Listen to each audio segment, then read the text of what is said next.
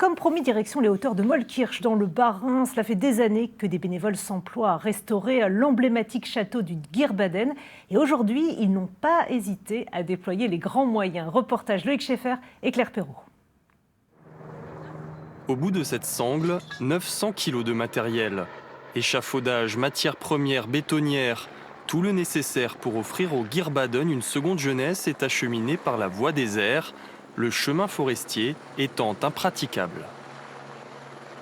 C'est très rare en fait qu'on utilise l'hélicoptère. Moi, depuis que je suis dans l'entreprise, depuis 2009, c'est la troisième opération qu'on fait. On avait fait une opération pour un parapluie sur un château, une autre opération de manutention de matériaux sur l'eau Königsbourg, et puis maintenant celle-là, quoi. En une journée, on va déplacer quasiment 50 tonnes, au lieu de déplacer ça en 2 mois, quoi. Économie de temps, de personnel et de frais de manutention pour une restauration chiffrée à 800 000 €. Une somme réunie grâce au travail acharné des bénévoles qui s'inquiétaient de voir dépérir ce château presque millénaire, le plus vaste d'Alsace. Le donjon est en très mauvais état. Il s'est dégradé, il a été refait fin 19e siècle et puis il s'est dégradé avec le temps, les intempéries.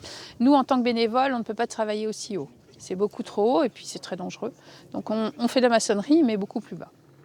L'ingénierie au service des vieilles pierres. L'opération est d'une redoutable efficacité.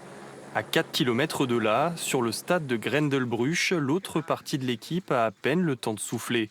Comptez 6 minutes l'aller-retour.